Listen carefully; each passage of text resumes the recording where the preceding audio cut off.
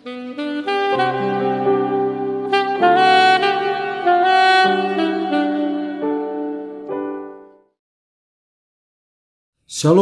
puji Tuhan, kita berjumpa lagi dalam renungan harian di hari ini.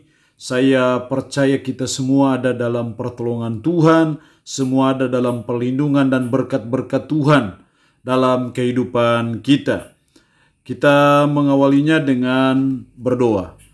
Pujian dan syukur kami naikkan kepadamu ya Tuhan di hari ini, karena Tuhan masih berikan kami waktu dan kesempatan untuk kami kembali akan membaca, merenungkan, mendengarkan sebagian dari kebenaran firman-Mu melalui renungan harian di hari ini. Kami mohon pertolongan Roh-Mu yang kudus untuk berikan kami hikmat dan kemampuan, supaya kami bisa memahami, melaksanakan firman ini dalam hidup kami sehari-hari. Berfirmanlah ya Tuhan, karena kami sudah bersedia untuk mendengarkannya. Dalam nama Tuhan kami Yesus Kristus kami berdoa. Amin. Nats firman Allah yang menjadi perenungan kita bersama di hari ini saya ambil dari Efesus pasalnya yang ke-5 ayat 8 sampai dengan ayatnya yang ke-10.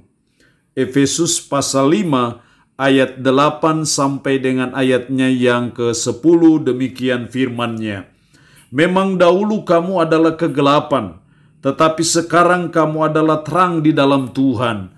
Sebab itu hiduplah sebagai anak-anak terang, karena terang hanya berbuahkan kebaikan dan keadilan dan kebenaran, dan ujilah apa yang berkenan kepada Tuhan. Demikian sabda firman Allah di hari ini yang mengajar kita mengenai hiduplah sebagai anak-anak terang. Hiduplah sebagai anak-anak terang. Saudara dan saya yang sudah bertobat sungguh-sungguh dan beriman sepenuhnya kepada Yesus Kristus, maka saudara dan saya berpindah dari kegelapan kepada terang. Tapi sebelum saudara dan saya bertobat dan sungguh-sungguh beriman kepada Yesus Kristus, apapun agama kita, sekalipun kita beragama Kristen, itu berarti kita masih hidup dalam kegelapan. Karena itu Kristus sudah mati di Kalvari demi dan untuk menebus dosa kita, supaya kita berpindah dari kegelapan kepada terang itu. Kalau kita bicara kegelapan, hidup dalam kegelapan itu gambaran mengenai suatu kehidupan dalam dosa, mengenai suatu kehidupan yang tidak benar, mengenai suatu kehidupan dalam kejahatan. Itu kegelapan. Tetapi terang adalah gambaran mengenai suatu kehidupan yang benar, suatu kehidupan yang kudus, suatu kehidupan yang berkenan kepada Tuhan. Karena itu kebenaran firman Allah hari ini mengajar kita, menasihati kita, hiduplah sebagai anak-anak terang. Memang dahulu kamu adalah kegelapan. Dulu kita masih hidup dalam kegelapan. Sebelum kita bertobat, sungguh-sungguh beriman kepada Kristus, kita hidup dalam kegelapan. Tetapi sekarang kamu adalah terang di dalam Tuhan. Sebab itu, hiduplah sebagai anak-anak terang.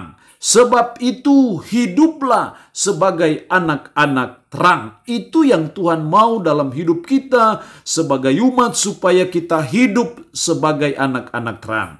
Lalu pertanyaannya adalah, mengapa kita harus hidup sebagai anak-anak terang? Apa pentingnya saudara dan saya hidup sebagai anak-anak terang? Setidaknya ada 3 alasan kenapa sebagai umat kita harus hidup sebagai anak-anak terang. Dalam ayatnya yang ke-9, karena terang hanya berbuahkan kebaikan. Karena terang hanya berbuahkan kebaikan. Terang hanya menghasilkan kebaikan. Jadi itu alasan pertama kenapa kita harus hidup sebagai anak-anak terang, karena terang hanya berbuahkan kebaikan. Atau dengan kata lain bahwa saudara dan saya hidup sebagai anak-anak terang, dan salah satu wujud cara hidup anak-anak terang adalah berbuat kebaikan. Nah karena itu mari sebagai umat, sebagai orang percaya untuk kita belajar. Karena kita adalah anak-anak terang yang sudah ditebus dengan darah yang mahal di Bukit Golgota, kita harus berbuat kebaikan. Kita harus berbuat kebaikan, kita harus melakukan kebaikan, kita harus banyak menabur kebaikan. Karena itu cara hidup sebagai anak-anak terang dan juga menjadi alasan kenapa kita harus hidup sebagai anak-anak terang, karena terang hanya berbuahkan kebaikan. Dengan kata lain bahwa anak-anak terang, hidup anak-anak terang itu hanya melakukan kebaikan, tidak boleh melakukan ketidakbaikan, tidak boleh melakukan kejahatan. Dan firman Allah berkata dalam kitab Galatia, jangan sesat sebab Allah tidak ingin dipermainkan, karena apa yang kamu tabur, itu juga yang akan kamu tuai. Kalau kita ingin menuai kebaikan, maka kita harus tanam kebaikan. Kalau kita ingin menuai kebahagiaan, maka kita harus tanam kebahagiaan, benih-benih kebahagiaan itu. Jadi sangat penting sebagai umat, sebagai orang percaya, untuk kita terus berbuat kebaikan, untuk kita terus melakukan kebaikan. Kalau kita bisa membantu orang, mari kita bantu orang. Kalau kita bisa tolong orang, mari kita tolong orang. Sekecil apapun, dalam bentuk apapun, dalam wujud apapun, kita harus selalu belajar berbuat kebaikan. Karena hidup anak-anak terang hanya berbuahkan kebaikan. Tidak ada kejahatan, ketidakbaikan dalam hidup sebagai anak-anak terang. Dan kita percaya apa yang kita tabur itu juga yang akan kita tuai. Alasan kedua, kenapa kita harus hidup sebagai anak-anak terang? Masih dalam ayat 9. Karena terang hanya berbuahkan kebaikan dan keadilan. Terang hanya berbuahkan keadilan. Ini alasan kedua kenapa kita harus hidup sebagai anak-anak terang. Karena terang hanya berbuahkan keadilan. Karena terang hanya menghasilkan keadilan. Sehingga kalau kita hidup sebagai anak-anak terang, berarti kita harus hidup dalam keadilan.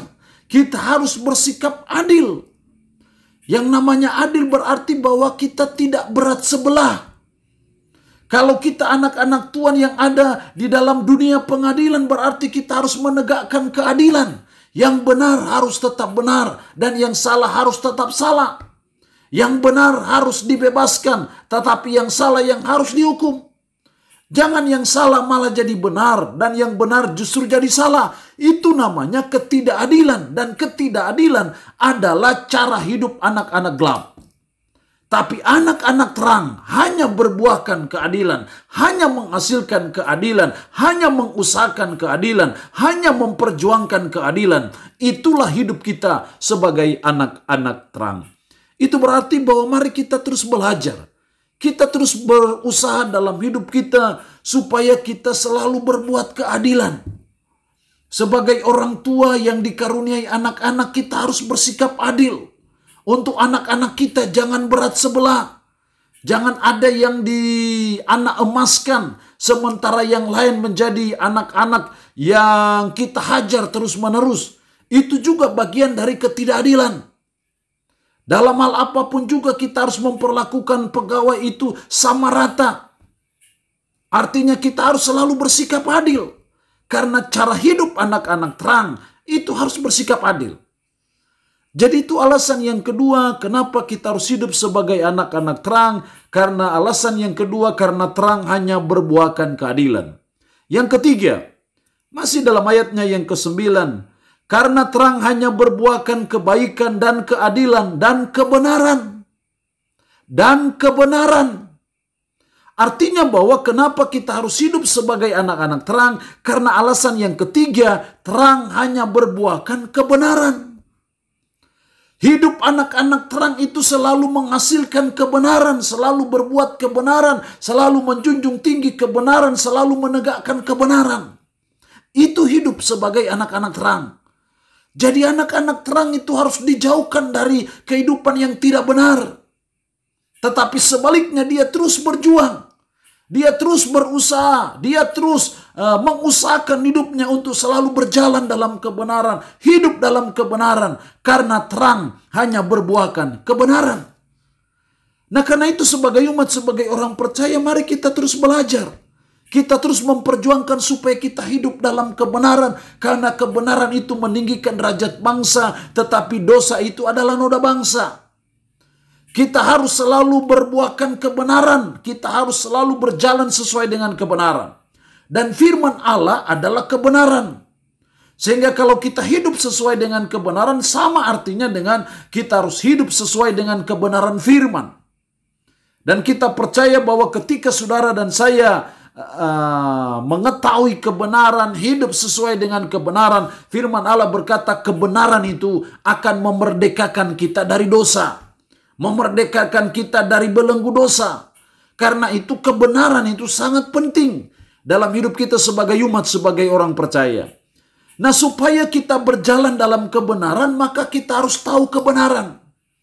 Dan ketika kita bicara kebenaran, maka firman Tuhan adalah kebenaran. Itu berarti bahwa anak-anak terang juga harus tahu kebenaran. Supaya tahu kebenaran, maka kita harus sering membaca firman, sering mendengarkan firman, sering merenungkan firman, dan sering melakukan firman dalam hidup kita. Karena firman itu adalah kebenaran. Dan firman itulah yang akan menjadi rambu-rambu kita dalam menjalani hidup kita. Sehingga kita berjalan sesuai dengan kebenaran firman, kita berjalan sesuai dengan terang firman, dan itulah hidup sebagai anak-anak terang. Jadi alasan yang ketiga kenapa kita harus hidup sebagai anak-anak terang, karena terang hanya berbuahkan kebenaran. Tidak ada ketidakbenaran dalam hidup sebagai anak-anak terang. Ketidakbenaran itu adalah kehidupan anak-anak gelap. Tapi anak-anak terang selalu berbuahkan kebenaran, selalu hidup sesuai dengan kebenaran firman. Dan itu yang Tuhan mau dalam hidup kita sebagai umat, sebagai orang percaya. Allah yang punya firman ini memberkati kita dengan firman-Nya di hari ini. Amin. Mari kita berdoa. Puji syukur untuk kebenaran firman-Mu di hari ini, yang boleh mengajar kami, menasihati kami, supaya kami hidup sebagai anak-anak terang. Kenapa kami harus hidup sebagai anak-anak terang?